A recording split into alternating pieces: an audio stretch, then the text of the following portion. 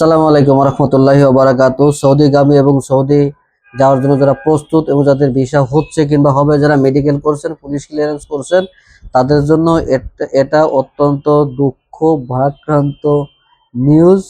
ঠিক আছে, এটা অবগত অলরেডি, সবাই মনে হয় অবগত। এটা গতকালকের সন্ধ্যা 7টার পরের যে আপডেট।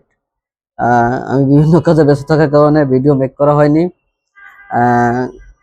বিষয়টা হলো, যারা বিগত দিনে একবার যে তাকামুল সার্টিফিকেটের প্রবলেমের কারণে অনেকে আটকে ছিলেন, এখন গতকালকে সন্ধ্যা 7টার পর থেকে সৌদি এম্বাসি থেকে এবং ইনজাজ ওয়েবসাইট থেকে নতুন আপডেট আসছে। আপডেটটা হলো, আপনার লোড আনলোড এবং অফিস ফ্যাসিলিটিস ক্লিনিং ওয়ার্কার বাধ্যতামূলক তাকামুল সার্টিফিকেট লাগবে। ঠিক আছে, বাধ্যতামূলক, মানে পুরো এনজাজ ওয়েবসাইটে আপডেট করে দিছে। অটো এটা ওয়েটিং ফর এক্সামিনেশন লেখা চলে আসছে অলরেডি, এবং কোডও দিয়ে দিছে লোড আনলোড এবং অফিস অ্যান্ড ফ্যাসিলিটিস ক্লিনিং ওয়ার্কারের।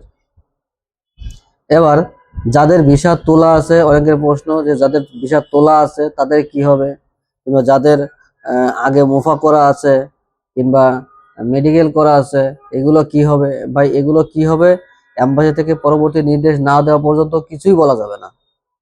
কিন্তু যাদের মুফা করা আছে, হয়তো তাদের জন্য হয়তো কোনো কিছু সুযোগ দিতে পারে এম্বাসি, কিন্তু এখন পর্যন্ত আমাদের কাছে কোনো সঠিক নিউজ নাই যে হ্যাঁ তাদের ভিসা হবে কিংবা হবে না, তাদের কি লাগবে না লাগবে। কিন্তু যাদের এখনো মুফা হয়নি, যারা প্রস্তুতি নিচ্ছে, তাদের অবশ্যই 100% তাকামুল সার্টিফিকেট লাগবে, অফিস ফ্যাসিলিটিস ক্লিনিং ওয়ার্কার এবং লোড আনলোড। ঠিক আছে, ওকে। তাহলে যারা যাওয়ার জন্য প্রস্তুতি নিচ্ছেন এবং তাকামুল সার্টিফিকেটের জন্য প্রস্তুত হয়ে যান। ঠিক আছে, তো এটাই ছিল নিউজ। এটা আর মানে যেহেতু ইনজাজ আপডেটে অ্যাড হয়ে গেছে, আর এটা ছাড় দেওয়ার কোনো কিছু নাই, এটা হবে না, অফ হবে না। যেরকম কনস্ট্রাকশন ওয়ার্কারের তাকামুল সার্টিফিকেটের আগে প্রয়োজন ছিল না, আগে লাগতো না, কিন্তু এখন লাগে। এখন কনস্ট্রাকশন ওয়ার্কারের তাকামুল সার্টিফিকেট ছাড়া কনস্ট্রাকশন ওয়ার্কারের ভিসা এখন দেয় না। ঠিক আছে, তো এটাই মাথায় রাখবেন। এটাই ছিল নিউজ। ঠিক আছে, ভালো থাকবেন, সুস্থ থাকবেন, আল্লাহ হাফেজ।